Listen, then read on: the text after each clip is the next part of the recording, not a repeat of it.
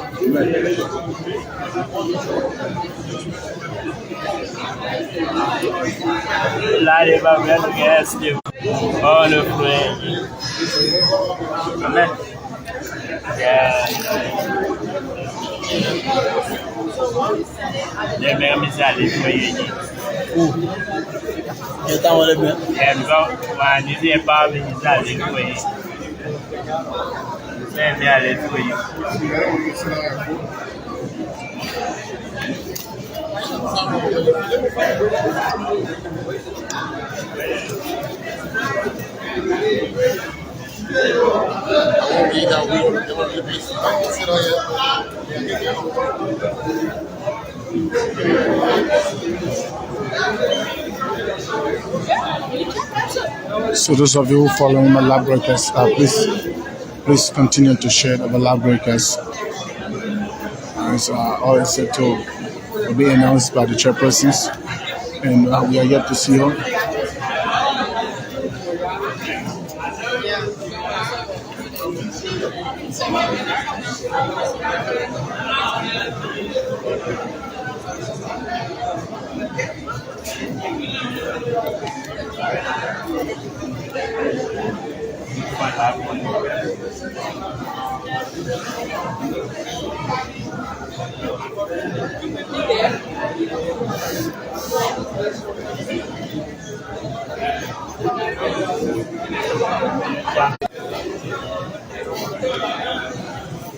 So, like I continue to say, and those of you who following, those of you who watching, welcome to this live broadcast here at the headquarters of the National Election Commission. Again, we are here to listen to be the final date the National Election Commission will announce the results, the final results. And so those of you who follow our live broadcast, I invite somebody to watch along with you and to share the live broadcast with you, and invite somebody to also listen along with you, so that you don't have to be told about somebody, but exactly to be and to see for yourself.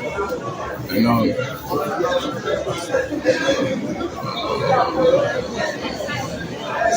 Madam Director Brown Lasna is already in the hall. She's marching, coming in along with the co of commissioners are already mumping the stadium. The podium to have preliminary the final results here today at the headquarters. So the 8 commissioners are here in attendance. Every one of them are here in attendance, and any movement from now we'll hear from the House this month.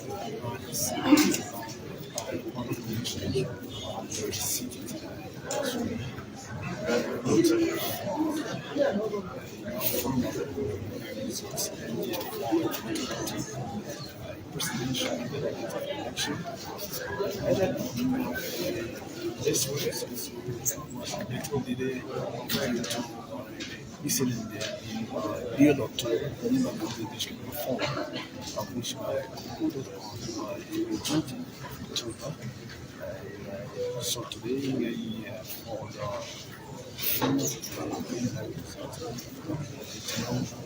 this process will be a one-round process, or this process will be a second-round process. Remember earlier on, the meeting established in told city prior to the election. The Republic of Liberia National Elections Commission, Madam Co-Chairperson and members of the Board of Commissioners, the ECOWAS President Representative to Liberia, Ambassador Josephine Nkrumah,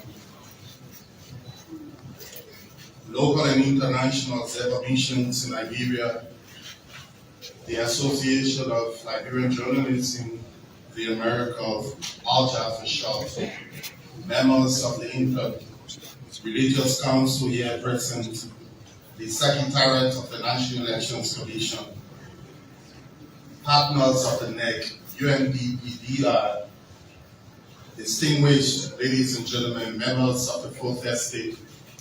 Once again, we are pleased to welcome you on the compound of the National Elections Commission and to this daily press briefing following the 2023 general elections. The chairperson of the National Elections Commission is Madam Director Brown Lasna, who will now address this conference. Madam Chairperson.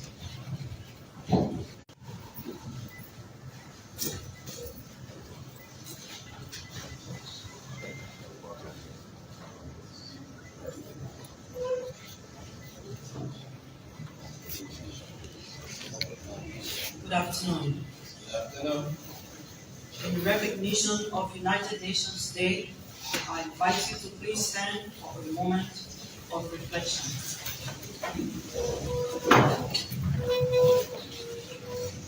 As the United Nations celebrates another year of unity and sustainable development toward global peace, the National Elections Commission of Liberia is reminded about NEC's commitment to this year's UN Day theme, quote, Action for Peace, unquote, by conducting free, fair, transparent, inclusive, and credible elections.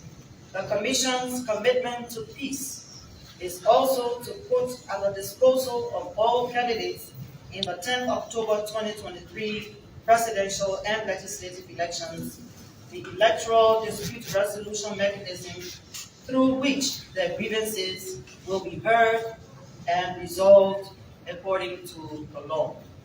The words of UN Secretary General Antonio Guterres, quote, "Peace is needed today more than ever before," unquote, stressing that, quote, "It is our responsibility to help build that world of peace, sustainable development, and human rights for all," unquote. Happy UN Day to all.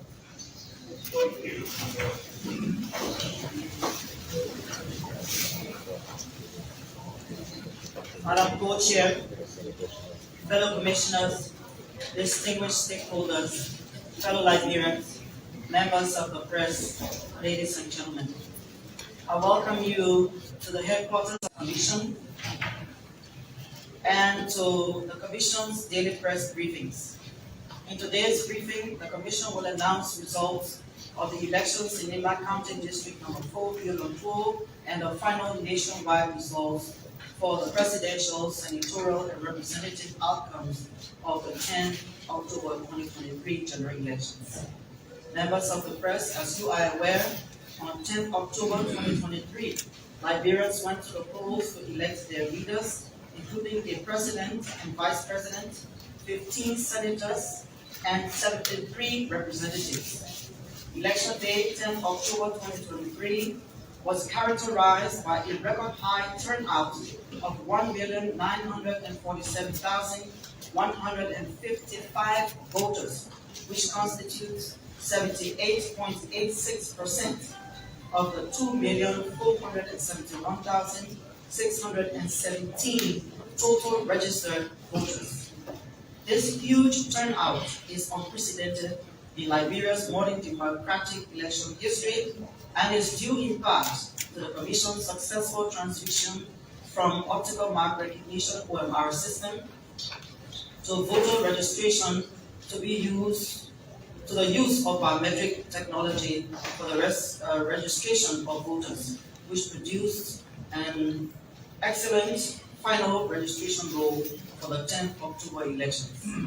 The Commission notes that these elections attracted much attention from some 10,000 national, regional, and international long-term and short-term observers that were accredited by the Commission to observe the elections.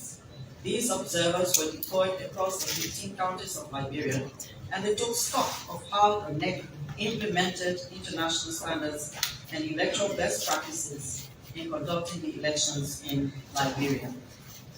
Ladies and gentlemen of the press, following the close of the 10 October polls, the Commission in its daily press briefings informed Liberians and stakeholders about post-election day happenings, ranging from disruption of tally processes across the country to electoral malpractices by some temporary staff recruited by the NEC. Specifically, at the Monserrato Tally Center at the Samuel Kanyando Sports Complex, 5 temporary staff allegedly involved in malpractices were arrested by the police. Similarly, in Grand Cape County, 4 NEC temporary workers were arrested by the police for alleged electoral malpractices. In both cases, they were remanded into custody pending court trial. The names of these temporary workers are quarantined in the NEC database as they will not serve in any future elections in Liberia. In Nimba County, District Number 4, 2 polling places increasing bill is a disruption of the counting process when some individuals made away with ballot boxes, damaging their contents in the process. This led to the rerun of the 3 elections at the 2 affected polling places in that precinct. Despite these and other challenges, the Commission notes the completion of counting, tallying, and collation of the results from the 20 October 2023 elections in Bureau 2. Ladies and gentlemen of the press, before proceeding with the announcement of the results of the Commission of the elections, the Commission expresses thanks and appreciation to Liberians for voting in huge numbers. The Commission also extends its thanks to the United Nations ambassadorial missions to Liberia, European Union and ECOWAS Commission for providing technical data and IT support, as well as logistical and other equipment and materials which strengthen the capacity of NEC to deliver on these elections. These partners are also appreciated for their intervention through various mechanisms, including the National Steering Committee on Elections, which advocated for the Commission's readiness to conduct the 10 October polls. The Commission also applauds the Ministry of Justice and the Joint Security for their steadfastness in maintaining peace, yea, their proactive and reactive responses to incidents that could have permanently disrupted the electoral process, but for their timely intervention. To the temporary staff, as well as NEC employees and the NEC management team, we thank you for your diligence in the preparation and execution of your duty during the conduct of the 10th October polls. To the owners of properties that were used as voting precincts, the Commission remains grateful to you for your patriotism and selfless love for country. The Commission also applauds the general public and the general support of international, regional, and local organizations, including Democracy International, Leon, ESA, ECC, etc., to the over 10,000 national, regional, and international observers who observed the 10th October 2023 presidential and legislative elections. The Commission's final commendation goes to the political parties and candidates generally for their peaceful participation in the 10th October polls. Ladies and gentlemen of the press, here now are the presidential, senatorial, and representative outcomes of the number 4 Nimba County elections conducted recently. I will begin, and my colleague, Commissioner Awa, will join me. Nimba County, 736 polling places of a total of 736 polling places, constituting 100%. Alberton Junior Edward W. GDM, votes obtained 6,128, constituting 2.64%. Boyka Joseph N. UP, votes obtained 138,070, constituting 59.53%. Brown Junior Allen R. LRP, votes obtained 3,501, constituting 1.51%. Cummings Alexander B. CPP, votes obtained 2,592, constituting 1.12%. Freeman Simeon CM, MPC, votes obtained 2,481, constituting 1.07%. Gonglo Tiawan Se, LPP, votes obtained 17,024, constituting 7.34%. Kamara Senior Husseini F. Alka, votes obtained 2,481, constituting 1.07%. Kiamon David G. BDPPL, votes obtained 678, constituting 0.29%. Colin Alexander N. RNC, votes obtained 617, constituting 0.27%. Kuyate Sheikh A. LFM, votes obtained 781, constituting 0.34%. Kroma Bendo Alema Independent, votes obtained 842, constituting 0.36%. Miller Richard Say, LFP, votes obtained 380, constituting 0.16%. Maniba Clarence K. Lionel, votes obtained 397, constituting 0.17%. Morris Roberts Friends Independent, votes obtained 518, constituting 0.22%. Nyanti Sarah Beslo All, votes obtained 411, constituting 0.18%. Tweeder William Ware, DNA, votes obtained 1,257, constituting 0.54%. Turner Joshua Tom, NLP, votes obtained 835, constituting 0.36%. Ria George Manan CBC, votes obtained 50,427, constituting 21.74%. Wako Jeremiah Zeb votes obtained 1,319, constituting 0.57%. Yofi Luther N. Rebuilders, votes obtained 1,191, constituting 0.51%. Total valid votes 231,930, constituting 100%. Total invalid votes 16,422. Total votes 248,352. I now invite Commissioner Awa to read the senatorial and representative polls from Nimba County District. Thank you, Madam Chair. Good evening, ladies and gentlemen. I present to you the National Elections Commission's Progressive Tally Reports consolidated for the Senate, Nimba County, today, Tuesday, October 24th, 2023. The Senate, Nimba, 736 polling places of the total of 736 polling places, constituting 100%. Candidates: Johnson Prince Yomi, MDR, votes obtained 128,437, constituting the valid votes of 54.92%.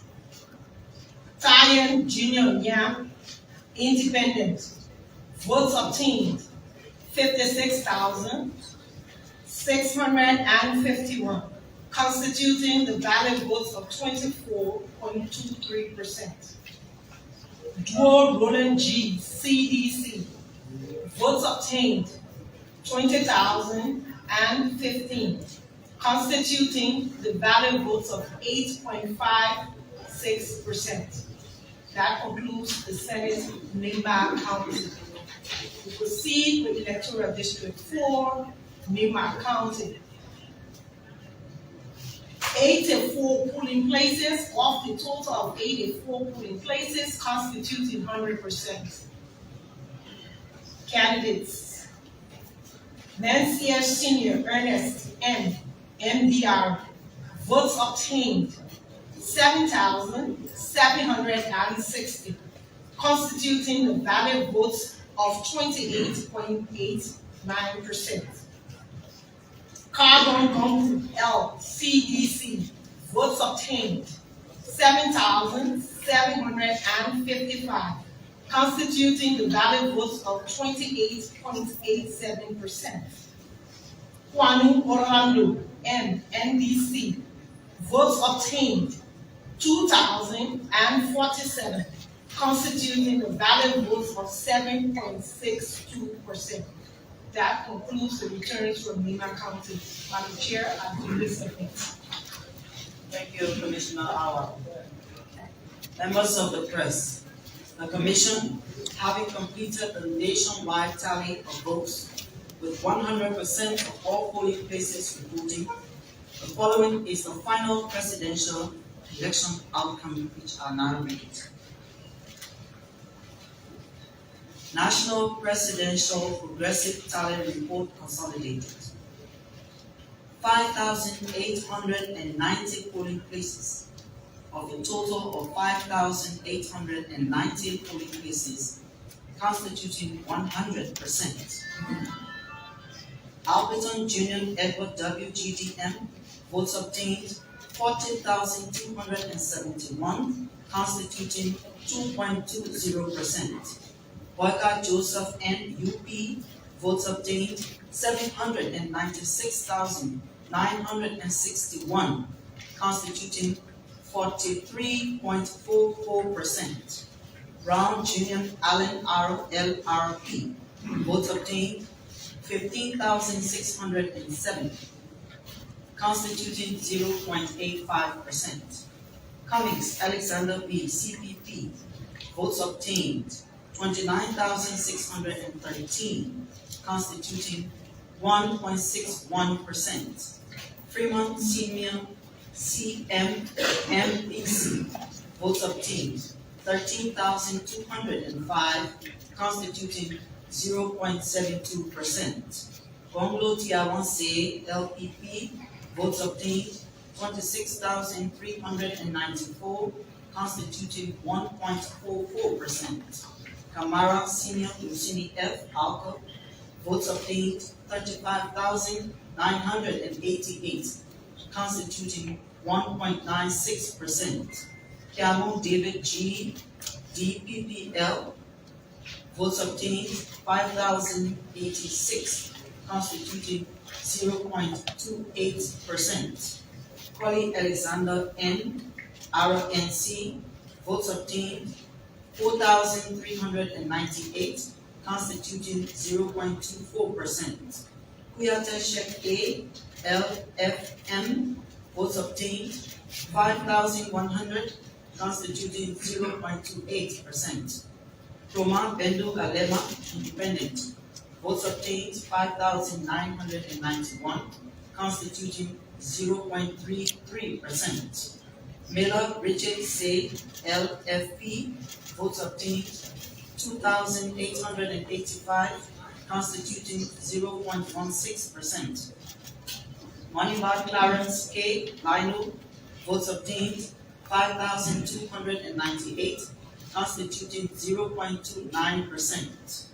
Morris Robert Friends, Independent, votes obtained 3,363, constituting 0.18%.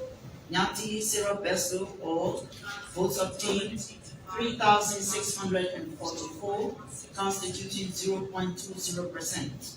Tweeder William Webb, DNA, votes obtained 11,184, constituting 0.61%. Turner Joshua Tom, NLP, votes obtained 9,813, constituting 0.53%. Wea George Manning, CDC, votes obtained 804,087, constituting 43.83%. Wako Jeremiah Z. Votes obtained 9,149, constituting 0.50%. Yofi Luther N. Rebuilders, votes obtained 6,479, constituting 0.35%. Total valid votes 1,834,516, constituting 100%. Total invalid votes 114,639. Total votes 1,949,155. Ladies and gentlemen of the press, the results of the 10th October 2023 polls show that the ticket of the Congress for Democratic Change, CDC, obtained the highest number of votes, 804,087, constituting 43.83%, followed by the ticket of Unity Party, which obtained 796,961 votes, constituting 43.44%. However, ladies and gentlemen of the press, Article 83B of the Constitution of Liberia requires that for any presidential ticket to win outright on the first ballot, that ticket must acquire at least 50% plus one of the valid votes cast. Article 83B further states that where no presidential ticket obtains at least 50% plus one, the two presidential tickets that receive the highest number of valid votes shall participate in a runoff election to be held on the second Tuesday following the expiration of the time provided for in Article 83C. With the results of the 10th October polls showing that no presidential ticket obtained 50% plus one vote, a runoff election is hereby declared to be held on Tuesday, 14 November 2023, between the two tickets that obtained the highest number of votes: presidential ticket of the Coalition of Democratic Change (CDC), led by Mr. George Manawia, and the presidential ticket of Unity Party (UP), led by Mr. Joseph Newman Boyka.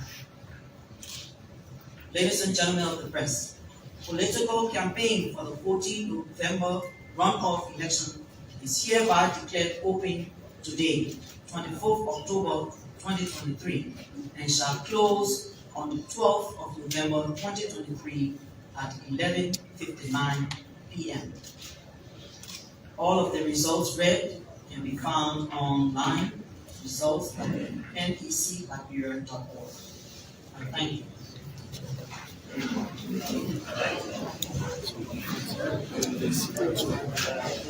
So, folks, that was it by the National Election Commission. So, campaign has officially opened for the runoff election between the Unity Party and the CDC, led by George Manawia and the Joseph Newman Boyka. So, folks, those of you who follow, my name is Jasper Andre. Thank you, Madam Chair. Question? Thanks you for following us. Well, thank you, Commissioner, for this recently by TV. Well, as per the various reports that are concerned with regard to the total number of ballot papers that were actually untouched. Can we get a figure? We can get to the figures later, they're not before me, and I need to be exact. Madam Chair, my name is Eric Kennedy and I represent RW. Given all that we now know, including but not limited to the challenges and the circumstances that attended the October 10 poll, what lessons has the Commission learned, and what can you do differently, if anything, as we go through the runoff elections in November? Challenges including the problem we have with transporting materials to Sinai County, people commandeering ballot boxes in Lima, and all of that stuff. So what is the Commission planning to do differently so that we don't encounter those problems again? Thank you.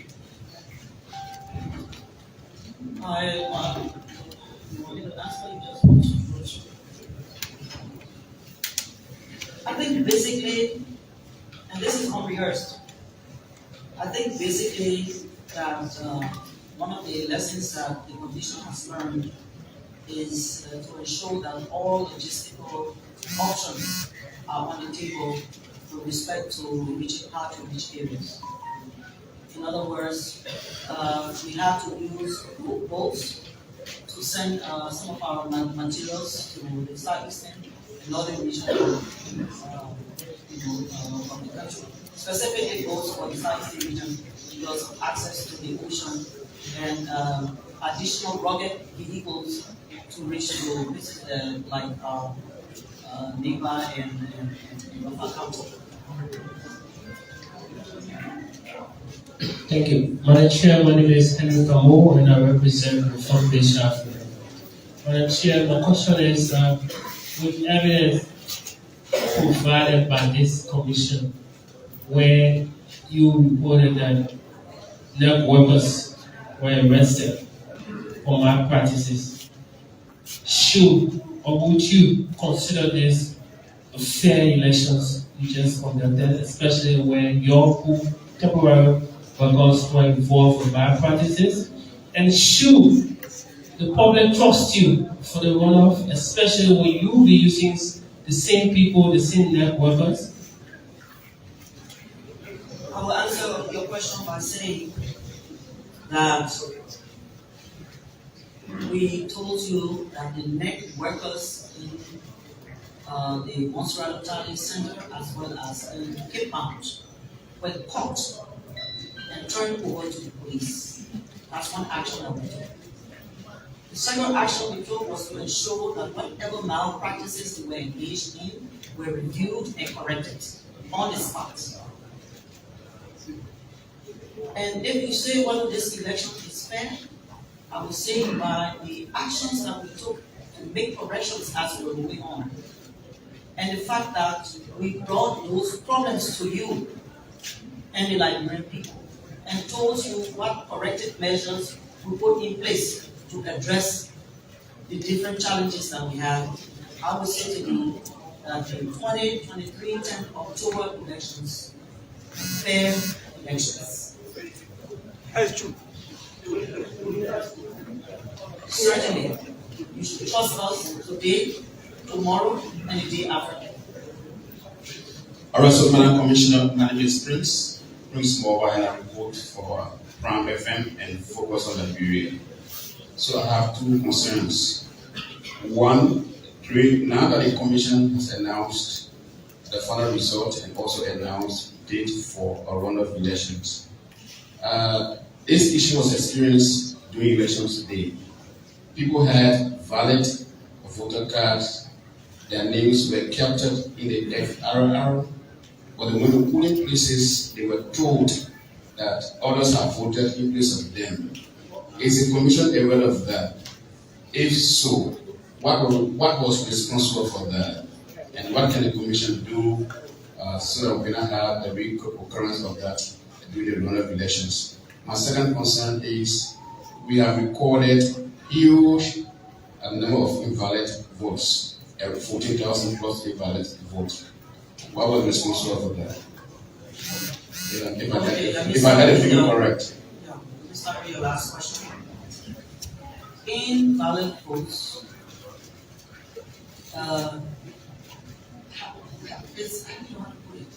There are multiple reasons why we normally experience invalid votes in elections. And this is not a Liberian thing. This cuts across most of the African countries. What might be different would be the number. In this case, we say it's 140,000 plus. So there are several reasons, but I will just name a few. We learned along the way that the number of ballots, free ballots given to voters, some were confused and did not know what to do. It looked too much for them, so they folded them without marking them and put them in the ballot box. Then, invalid votes also comes about when Liberians decide, and I'll put it this way, to be vexed with the candidate that they don't like, and mark the person's face all over. Sometimes they put some 4-letter words all over the faces. And I'm saying this because we have done a survey before, and we saw some of the things that Liberians put on those faces of candidates that they don't like. They don't want to see the person, so they want to scratch them off the ballot. Secondly or thirdly, some persons will mark outside of the box completely. There are just multiple reasons. We've been criticized for not conducting enough CVE to ensure that voters will mark the ballots the way how they are supposed to. So we take that correction. We'll do our best next time. But also too, I will say that when we formulate a budget to address most of these things, those of us who criticize now should be the ones to say to the legislature, give the people the money. Because every step of the way that we take, we pay for it. So if we next time have to go from door to door to explain to Liberians how to mark the ballot, we need to be supported financially. Then finally, I will say that to address civic and voter education in the long term is to ensure that electoral information is integrated in the curriculum in all of the schools, including at university level. So people get to know how to mark the ballot, they get to know their rights and all of that. And they get to know not to be vexed with the candidate that they don't want to see. Because when you mark that ballot and you are vexed marking that ballot, you are simply saying, as for my ballot. Yes.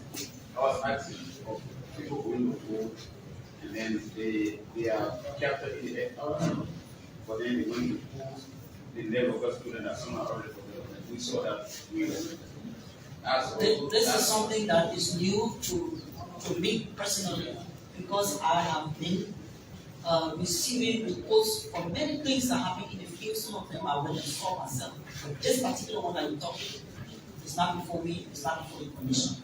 But probably it may be alluding to the fact that those who were multiple registrants were placed in the back of the FRR. That booklet has two parts. The first part is for Liberians registered genuinely in a particular polling place, so they come first. Then those who committed the crime of registering more than once are placed in the back of the FRR. So there are two parts. One part for the people and the other part for those who committed crime. If you come and bring your card and say you come to vote, you are checked in both parts. If you are found in part 1, you look in part 2. And if you are in part 2 will say where you first registered, and the election workers will direct you to that place that you first registered. And you are supposed to go there, not to go to different other places that you did not register to. Be looking for yourself where the other places are. Thank you, Madam Chair. My name is Kamil Lomo. I work for the News Officers. I would like to know how many electoral dispute cases before the NEC and how many of them have been disposed. 2, can we also know the budget needed for this runoff election? Thank you. Those are 2 questions I cannot address immediately because the budget is not before me. And with respect to the number of cases, we know that we have received cases, something close to, I think about 5, thereabout, between 5 and 8. Some of them are being heard at the local ministerial level, and then the others are being heard here. And we started hearing them already, but we have not ruled in any yet. But the information that you need, we'll give them to you. So 3 men.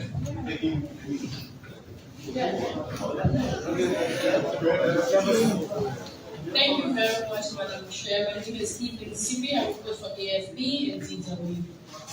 I just want to know from you, 1, how is the Elections Commission considering the issue of inking the voters' fingers before casting the ballot or after, which approach will be used during the second round?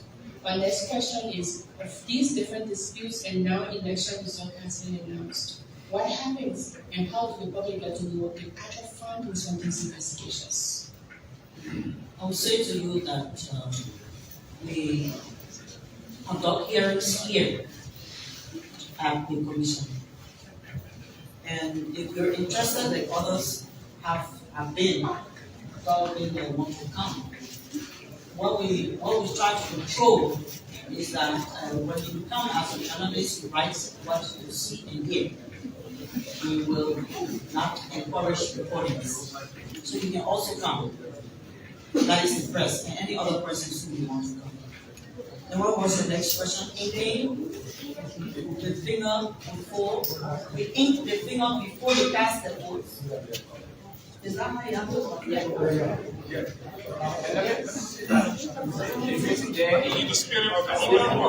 Hold on. The most experienced commissioner in the area of field coordination. Thank you. The reason why we ink before you cast the vote, because when you cast the vote, that's the last aspect of the process, you have to leave the center. And the time you take to drop your ballot into the ballot box, the ink has dried.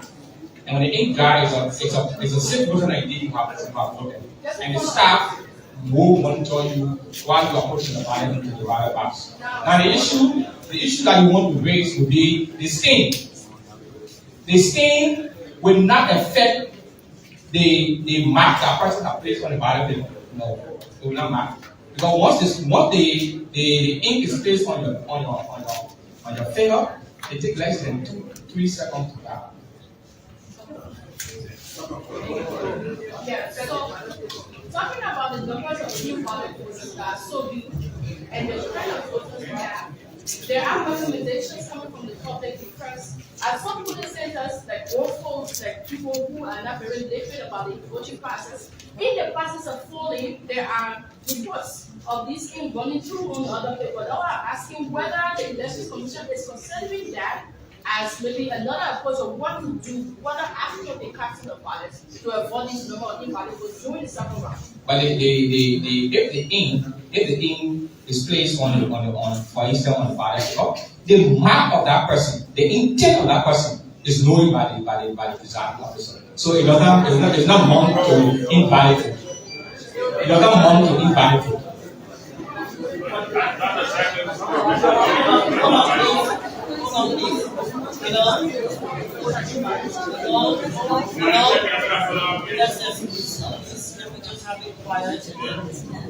If you understand the question a little better and you want to say something about it, you can go ahead.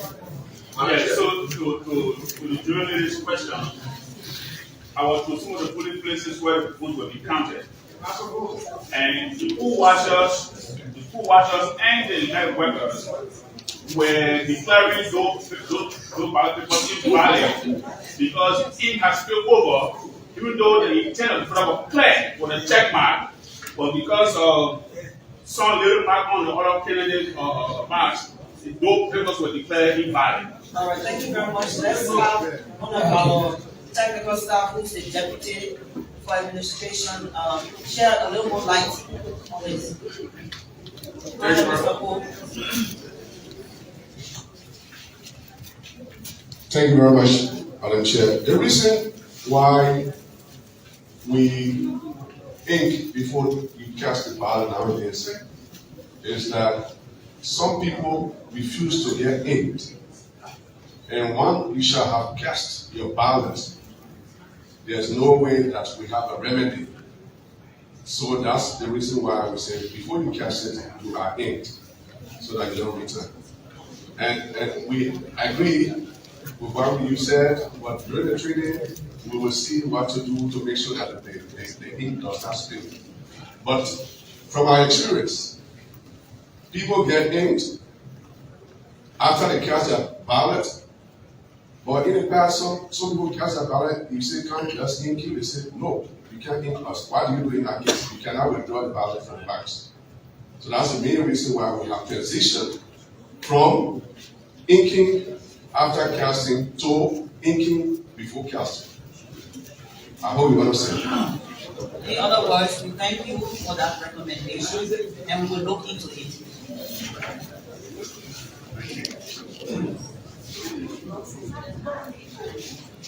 Thank you, Madam Commissioner. I'm Nelson Tale, and I report for the Home Network. I have 3 concerns. The first one has to do with reports of trucking and another report of individuals purchasing voter registration cards. for the trucking and that. Now, considering that elections are expected to be free, fair, and transparent, let's speak to the aspect that has to do with free. What is the National Elections Commission doing to ensure that these issues are addressed? And I made specific reference to a candidate in Bon County, Mogana Flomo, who was heard on the local media this morning that he had issues with trucking and all of that. He reported to the National Elections Commission since July up to present. He's yet to receive a redress on that. What is, now that you've announced a runoff, how do you intend to address that situation? That's my first concern. Okay, you put it, please. Okay. The issue of trucking. Now, everybody's business here. Everybody's business.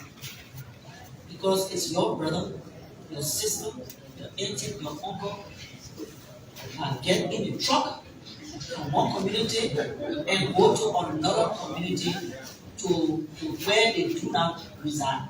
The Elections Commission's mandate is register Liberians as voters. Now, if we are to police people who were trucked, then it means that it's another mandate that we are delving into that is not prescribed by law. But we work with the LFD to ensure that the law that says you should register and vote, register the way you ordinarily reside, and it's in that same place that you are voting for. We all should strive to ensure that this happens. And it's not the business alone of the commission. This is a very difficult situation that any election finds itself in, and either we go back to the law for it to be revised to ensure that people who get in trucks, motorbikes, bicycle, some people can even move without riding any of those things, and they move in mass from communities. Now you know the difficulty in checking that. So maybe we need to petition the legislature to strengthen the law that speaks to trucking, and then perhaps all of us might be satisfied that the rest of us remain in our communities. Secondly, I would say to you, even in our advocacy, the awareness raising about people's rights to vote and to use the law as it says, you should register where you ordinarily reside, and it's that same place that you vote has been one of the key messages we have targeted different communities and to speak about in those civic and voter education exercises that we have conducted. Now, the issue about, you see people purchasing voter cards? There are reports of that. There are reports. So these reports, the NEC cannot substantiate them. They can substantiate these reports. But it's against yourself to sell your card. It's against yourself to give your card to anybody else other than you. Because it's with that card that you can exercise your franchise, you can make that decision to vote for who you want to be your president, your senator, and your representative. If you want to give your card to somebody else, that person cannot use the card because the person is not you. But the person buying your card can prevent you from voting. So we all need to be aware of this and I don't know, talk to our brother, sister, auntie, uncle, you know, the children. And the last two concerns. Okay. So we saw that from the start of this process, for the first time, the BVR, the biometric voter registration, was introduced. What significant impact did that BVR have on this process to sort of curb the malpractices and all of that? And what's the status of the payment of those temporary staff? The last time we spoke of it, where are we now? Are they being paid? The staff are being paid. One of the, and maybe my colleagues can join me too, in bring an entire one. I say to you, The biometric voter registration that we conducted captured your unique information, your unique feature, your face, your thumbprint, and the rest of the other information on your card. Your face and your thumbprint, even if you were a twin, will be different. Nobody else is you. That is so important. The BVR also was significant because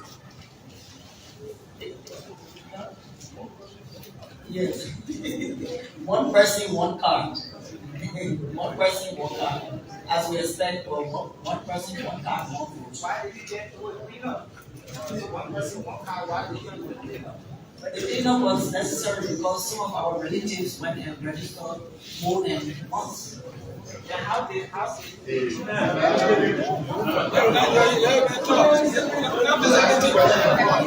Okay, thank you. Thank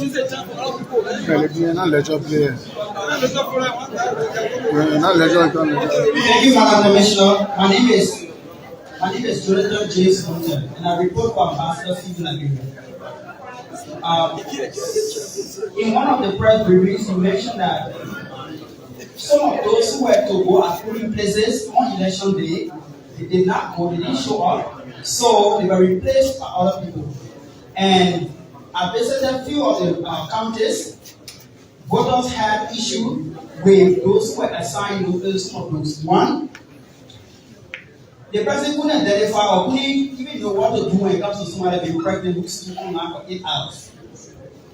Other people as well were not prioritized. And in one of those places, somebody stood online in the morning, went to the person and said, "Is this my line?" He said, "Yes." Only for the letter to reach at the door, almost 5-6 hours later, they said, "No, you are not here, you are at another place," which raised serious contention. What is the election commission doing for such a thing not to occur in the runoff? We will do everything humanly possible to train the staff to do the right thing. So probably what you may have experienced was unique to that one person who was also trained to recognize persons' disabilities as well as pregnant women, and others. So I would say that was just one piece. Next question, please. Thank you, Madam Commissioner and Board of Commissioners. My name is Moses Kazim from the ABC. One very important question. We said the second Tuesday after the legislative period for the first ballot. But the second Tuesday is not the 14th of November. Why? Is there any reason why?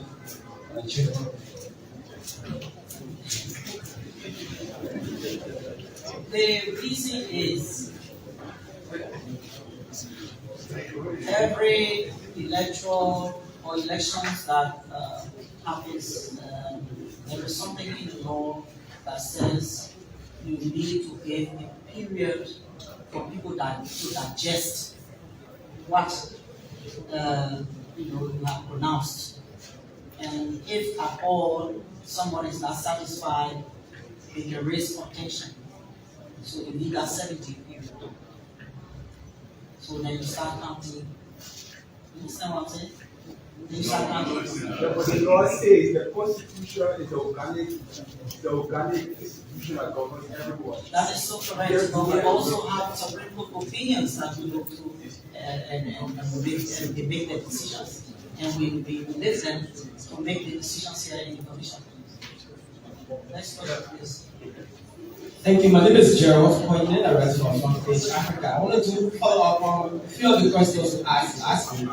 One is about your data analyst that was accused of being partisan, and who actually said CDC who filed the accusation was yet to appear for hearing. Did it appear? If no, what happened to your data analyst? Was he recused for the process entirely, or he was allowed to do his work? Let me answer this. we told you that a complaint was filed by the CDC to the Commission. That complaint is being processed. And to be processed means that the burden of proof and everything else that a complainant brings to the table will also have to be reviewed. So we say we have a complaint and we are processing it. The second part is that normally when somebody complains against you, you continue your work until the process reaches the point where you have to either reduce themselves.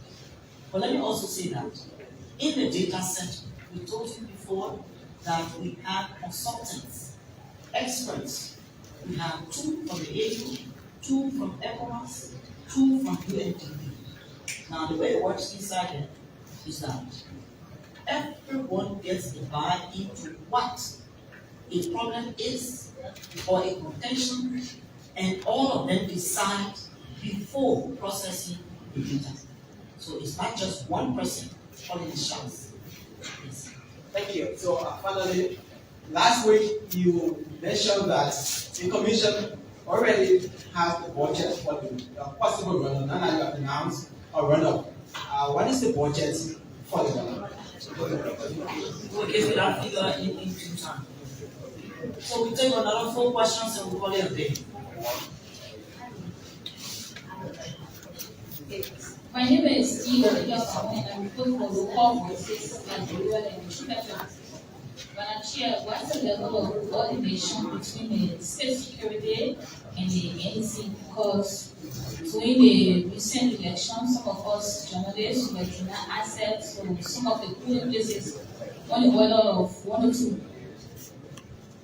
I can assure you that the Commission will continue to provide that information to the LMP that you have accreditation and you should be allowed. My name is Tina S. Membe. I report for the Daily Observer newspaper. We follow up to the invalid vote question. So I would like to know whether the invalid vote was recorded will be audited to know whether it was as a result of overthinking or it was just because voters didn't like certain candidates and then they went ahead and messed up the ballot papers. We explained in a previous question that it's the usual procedure or process that the National Elections Commission engages in to do a survey after these elections to know why we have this number of invalid. And once that is done, we share it with you. Madam Commissioner, thank you so much for the hard work. My name is Archie Boan, and I report for Together on Television. I have 2 concerns, and one has to do with those electorate that were involved in double voting. Since the onset of the result, the provisional results of pronouncement, we have been hearing from the election commissioners as it relates to those who were involved into double voting. Since then, have you observed any case and how far you have gone with those cases? Because when we were in the field, we observed a lot of cases of those that were involved into double voting. For transparency's sake, I think it is prudent enough for the National Elections Commission to flag this issue out, because this alone will put fear in those who be electors who will be involved in that. And my second concern. The issue about voting, if it comes by way of complaint to the Commission, I can assure you that we will deal with it. Yeah, so the second question is, before I go to the second question, so you are alluding that since then there have been no case of double voters. No, I just told you that if we get those complaints, we'll deal with them. Okay, now to the second issue. Because if you complain formally, it becomes legal. It becomes a legal process. So when we get through that, we'll let you know. Okay, the second concern has to do with most of the starters that are assigned to those polling places. They are not aware of the fact and the role that journalists play when it comes to the elections period. I'm saying to say that we journalists were denied of entering into polling rooms when they were counting and voting. We were only informed that we are not allowed to carry our camera to voting booth, but we were denied by our staffers entering into the polling rooms to observe how the elections are being conducted. So I want to know as to whether there's any formal education provided to the staffers on the role of journalists in or during the elections period. Okay, let my colleague who knows about the business, let him expand on it a little bit. Commissioner. Thank you. Let me say that the candidates too should know the do's and the don'ts. During the electoral process, we encourage journalists to go around, because journalists is a roving person who go around to observe the process. But when it comes to the counting and polling process, the observers, that is accredited to that particular center, are the ones that are in that center to observe the counting and polling process, and counting and sorting and reconciliation process. Because when something happens down there, you who roaming around the area, you don't know exactly what happened down there. You let me report the facts as compared to someone who has been there from the morning up to the time counting, reconciliation, and sorting will be taking place.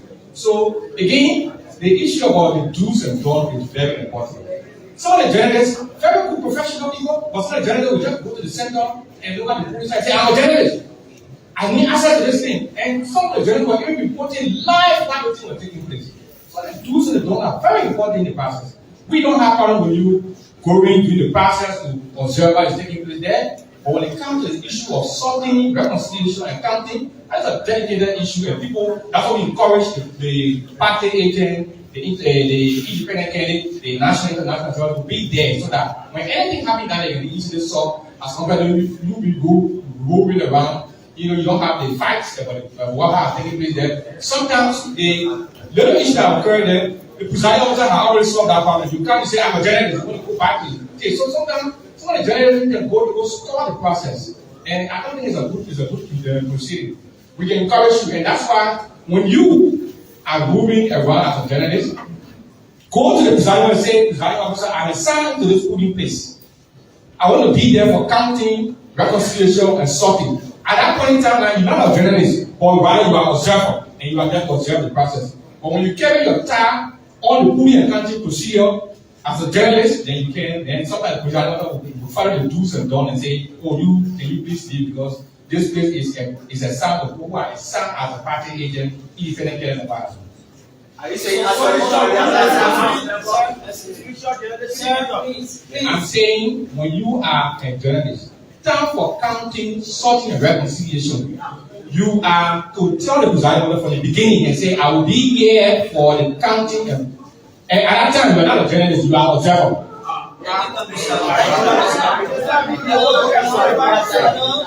Hello, please. I can understand because I worked 20 years as a broadcast journalist and somebody reporter. I understand exactly where you're coming from. But let me say to you that we usually conduct training for journalists to cover elections. So we will remember now that it's critical to process you in the training so you can know, or you will be able to know what your needs and bounds are in terms of how journalists can participate or to cover the elections, how far you can reach into the polling place and all that kind of information that is needed. So I guarantee you that this will happen. Because my friend, I didn't recognize you. I am assuring you that we'll do something about it. Yes, so the agitation, don't worry about it. It's good. Yes, sir. So we'll take the final question. The first one, I think it's George Johnson Jr. Whether he's not a commissioner, thank you also for the hard work. Now, I would like to know from you exactly, looking at some of the electoral bad practices, how does that actually fit that with your strength and your weakness? So I would say there are weaknesses. You understand what I'm saying?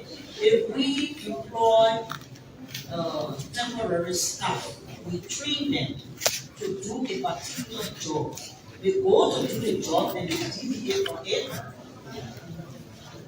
The thing is, it's not the commission that told them to go do that. They decided to do something otherwise. And this is why we come to you that yes, they are under the Elections Commission in terms of being temporary staff to conduct the elections, you understand? But they deviated from those instructions that we gave them. And this is why they found themselves being arrested by the police, incarcerated, and on their way to court if they reach their gains.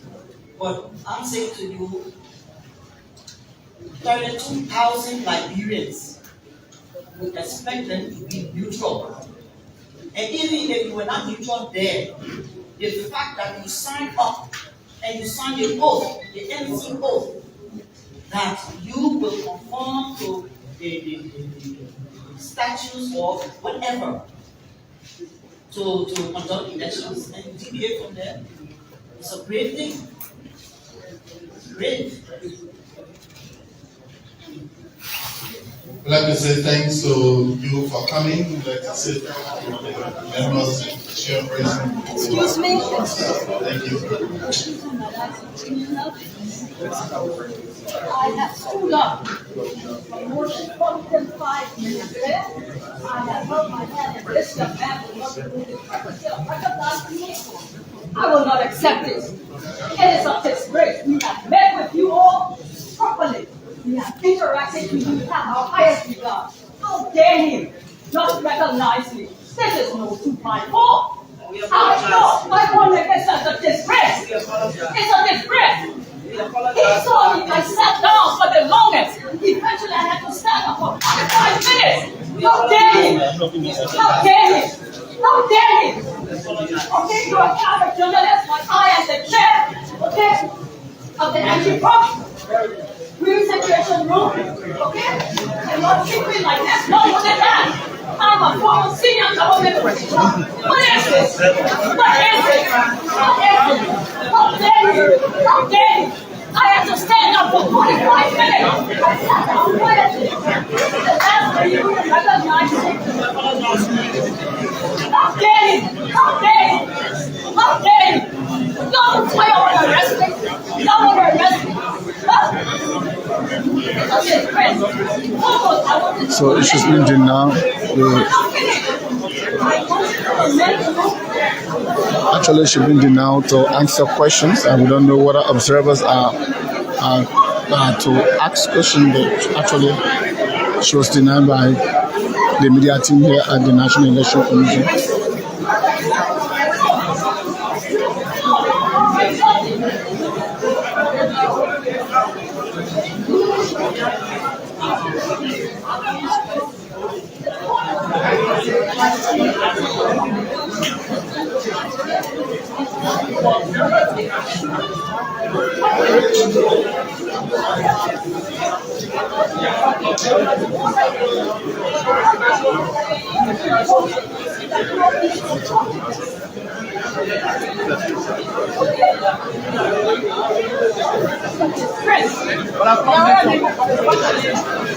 My name is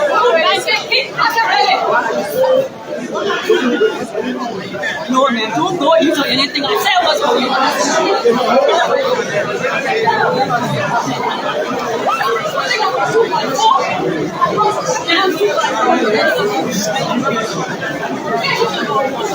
So this is how it is. This is how it is here at the quarters of the National Election Commission. Well, she's an international observer, that was denied questions by the media team of the National Election Commission, but to build with. She refused to speak to the journalist in questions, but she only expressed dissatisfaction to the National Election Commission chair, and the chairperson decided to apologize on behalf of the the commissioner and the media team. Howbeit, she said what she's supposed to say, that actually she wanted to ask a specific question, which she was denied the access to answer the question. So folks, if you are there, my name is Jasper, and just live from the National Election Commission. Thank you for watching. Thanks for following again.